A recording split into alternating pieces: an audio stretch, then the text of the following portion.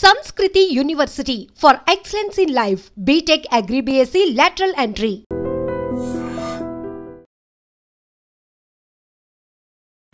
అన్నమయ్య జిల్లాలో ఘోర ప్రమాదం జరిగింది.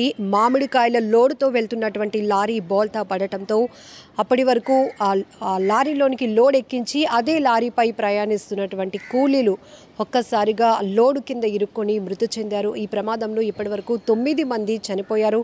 మిగతా వారు తీవ్రంగా గాయపడిన వారినైతే ఇమీడియట్గా స్థానికంగా ఉన్న హాస్పిటల్కి తరలించడం జరిగింది. ప్రస్తుతం వారికైతే మెరుగైన చికిత్స అందిస్తున్నారు వైద్యాధికారులు. ఇక ఈ ఘటనకు సంబంధించి చూస్తే పొల్లంపేటలోని రెడ్డిపల్లి చెరువు కట్టపై మామిడికాయల లోడుతో వెళ్తున్నటువంటి లారీ ఒక్కసారిగా అదుపు తప్పి బోల్తా పడింది.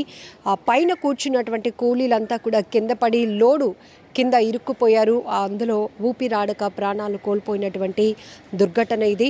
స్థానికంగా ఉన్నటువంటి పోలీసులు స్థానికులు కూడా అక్కడ ఇమీడియట్గా చేరుకొని రెస్క్యూ చేసి ఆ లోడు పూర్తిగా తొలగించిన తర్వాత అందులో ఇరుక్కున్నటువంటి మృతదేహాలను అలానే క్షతగాత్రులు ఎవరైతే ఉన్నారో వాళ్ళని కూడా రెస్క్యూ చేసి స్థానికంగా ఉన్నటువంటి హాస్పిటల్స్కి తరలించడం జరిగింది.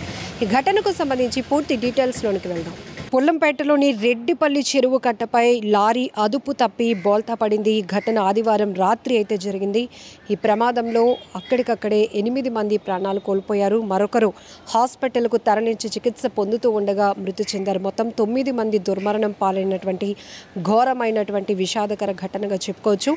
రాజంపేట ఇసుకపల్లి తోటలో వీరంతా కూడా కూలీలు మామిడికాయలు కోయటానికి వచ్చారు. ఈ కూలీలంతా లోడును లారీలోనికి నింపిన తర్వాత రైల్వే కోడూరు మార్కెట్కు తరలిస్తూ ఉండగా లారీపై కూర్చొని వీరు ప్రయాణిస్తున్నారు. ఒక్కసారిగా పొల్లంపేటలోని రెడ్డిపల్లి చెరువు కట్ట దగ్గరకు వచ్చేటప్పటికి లారీ అదుపు తప్పింది, బోల్తా పడింది. మొత్తం లోడ్ అంతా ఆ కూలీల పైన పడిపోవడంతో అందులో ఊపిరాడక చాలా బరువుగా ఉంటాయి. మొత్తం ఆ లోడ్తో ఉన్నటువంటి లారీ వారిపై పడిపోవడంతో 9 మంది దుర్ఘటనలో ప్రాణాలు కోల్పోయారు.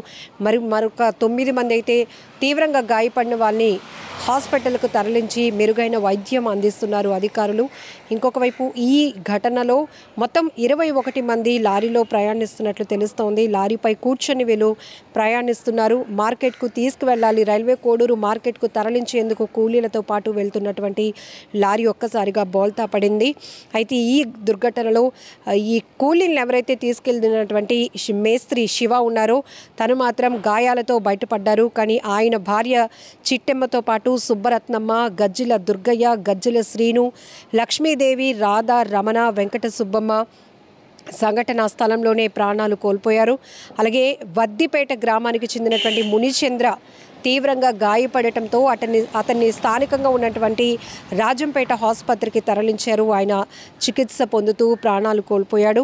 అయితే ఇందులో తీవ్రంగా గాయపడిన వాళ్ళ వివరాలు చూస్తే కనుక వడమంచిలి వెంకటేష్, గజ్జల వెంకటయ్య, సీనయ్య, లక్ష్మి, వెంకటేష్, సిద్ధమ్మ, వెంకటరమణ, చెంచు లక్ష్మి, పోలి వెంకటేష్, పోలమ్మ, గంగమ్మ వీరు మాత్రం గాయపడ్డారు. వీరిని మెరుగైన వైద్యం అందించాలని చెప్పేసి జిల్లా మంత్రి కూడా ఆ ఘటనపై ఆరా తీయడం జరిగింది. వైద్యాధికారులకు సూచించడం జరిగింది. ప్రస్తుతానికైతే వీరంతా కూలీలు. చాలా బాధాకరమైన ఘటనగా చెప్పుకోవచ్చు. మెరుగైన వైద్యం అందించాలి అని చెప్పేసి ఆదేశాలు కూడా ఇవ్వడం జరిగింది జిల్లా మంత్రి. ఏదేమైనా ఒక్కసారిగా అన్నమయ్య జిల్లాలో జరిగినటువంటి ఈ ఘోర విషాద ఘటన ఎన్నో కుటుంబాల్లో తీవ్రని విషాదాన్ని నింపిందని చెప్పొచ్చు. కాసేపట్లో వాళ్ళు మార్కెట్కి చేరుకున్న తర్వాత ఇంటికి వెళ్ళిపోయే పరిస్థితి ఉంటుంది. కానీ రాత్రిపూట జరిగినటువంటి ఈ ఘోర విషాద ఘటన వల్ల 9 మంది ఇప్పటికే ప్రాణాలు కోల్పోయినటువంటి పరిస్థితి ఉంది. మొత్తం అందరూ కూడా వీరంతా కూలీలు. వీరు రైల్వే కోడూరు శెట్టిగుంట ఎస్టీ కాలనీకి చెందిన కూలీలుగా తెలుస్తోంది. మొత్తం ఈ సంఘటన ఎలా జరిగింది, లారీ బోల్తా పడడానికి కారణం ఏంటి, అదుపు తప్పడానికి కారణాలు ఏంటి అనే దానిపై ఘటన అంటే ప్రమాదం జరిగిన తీరుపై కూడా ఇప్పటికే జిల్లా మంత్రి కూడా ఆరా తీయడం జరిగింది. పోలీసులు కూడా దీనిపైన విచారణ కొనసాగిస్తున్నారు.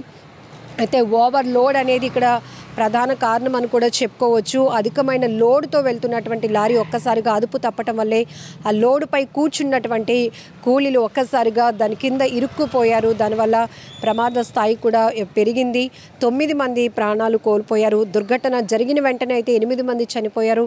కానీ మరొకరు హాస్పిటల్లో ట్రీట్మెంట్ పొందుతూ మృతి చెందడంతో మొత్తం ఈ దుర్ఘటనలో 9 మంది ప్రాణాలు కోల్పోయారు. వీరంతా కూడా రాజంపేట ఇసుకపల్లి తోటలో అప్పటి వరకు మామిడికాయలన్నీ కోసి లోడును లారీలోనికి ఎక్కించారు. ఆ లోడ్తో పాటు మొత్తం అదంతా ప్యాక్ అయిన తర్వాత వాళ్ళు పైనే కూర్చొని ప్రయాణిస్తూ ఉండగా లారీ అదుపు తప్పి బోల్తా పడటంతో ఈ దుర్ఘటన చోటు చేసుకుంది. వారి కోసం కుటుంబ సభ్యులు కన్నీరు పెడుతున్నటువంటి తీరు ప్రతి ఒక్కరిని కలిచివేస్తోంది.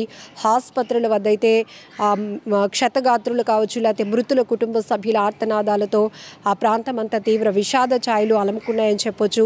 ఒక్కసారిగా ఇలాంటి రోడ్డు ప్రమాదాలు మనం ఈ మధ్యకాలంలో ఎక్కువగా చూస్తూ ఉన్నాం.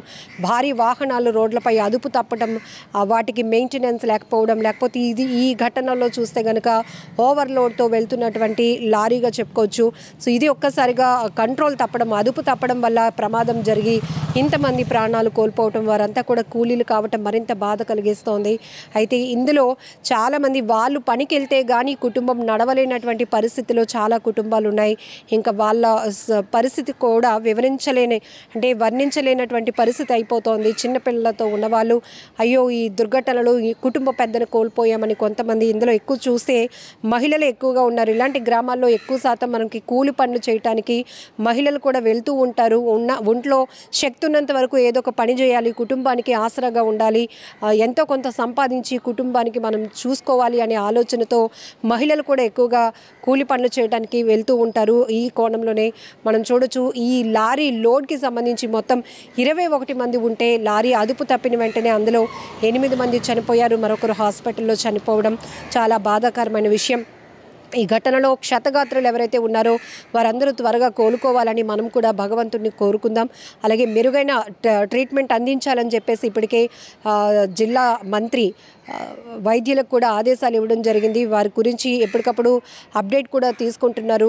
క్షతగాత్రులకు ఎలాంటి ట్రీట్మెంట్ అందుతోంది, మృతుల కుటుంబ సభ్యులకు కూడా మేము అండగా నిలబడతాం, తగినటువంటి నష్టపరిహారం అందజేస్తాం అన్నట్టు కూడా ఇప్పటికే ప్రకటించడం కూడా జరిగింది. ఏదేమైనా ఈ దుర్ఘటన చాలా బాధాకరం. ఆ ఊర్లో మొత్తం విషాద ఛాయలు అలుముకున్నాయని చెప్పొచ్చు. ఎక్కువ శాతం జరుగుతున్న రోడ్డు ప్రమాదాల వల్ల ఎంతోమంది ప్రాణాలు కోల్పోతున్నారు. భారీ వాహనాలు అదుపు తప్పుతున్నాయి, బోల్తా పడుతున్నాయి. ఒకదానికొకటి ఢీకొనటం వల్ల ఎన్నో ప్రమాదాలు జరుగుతున్నటువంటి తీరు చూస్తుంటేనే భయం వేస్తోంది. ఏదేమైనా రోడ్డు ప్రమాదాల నివారణకు ఒక నిర్దిష్టమైనటువంటి ప్రణాళిక తీసుకురావాల్సినటువంటి అవసరం ఉంది. రోడ్ యాక్సిడెంట్లను కంట్రోల్ చేయడానికి ఎలాంటి చర్యలు తీసుకుంటే బాగుంటుంది, ఇంకా ఎలాంటి టెక్నాలజీ వాడితే బాగుంటుంది అనే దానిపై కూడా పెద్ద ఎత్తున కసరత్తు చేయాల్సిన అవసరం ఉందనే డిమాండ్ కూడా వ్యక్తమవుతోంది. నిజంగా ప్రస్తుతం ఉన్నటువంటి సమాజం దేనికి ప్రయారిటీ ఇస్తుంది? ఆర్థిక సంబంధాల చుట్టూ మాత్రమే తిరుగుతోంది. మళ్ళీ ఎన్నికలంగానే చాలా విరక్తి కలుగుతాం. మంచి అనిపిస్తుంది కదా, లేడీస్ కూడా ఛాలెంజింగ్ జాబ్స్ చేసినప్పుడు చాలా బాగుంటది. ట్రాఫిక్ అసిస్టెంట్స్ గా నియమించిన ట్రాన్స్జెండర్స్ అందరితో సాల్యూట్ చేయించుకుంటున్నారు. ఫుడ్ డెలివరీ ఇవ్వటానికి వెళ్ళినటువంటి డెలివరీ బాయ్ అనిల్ పై కళ్ళ ముందు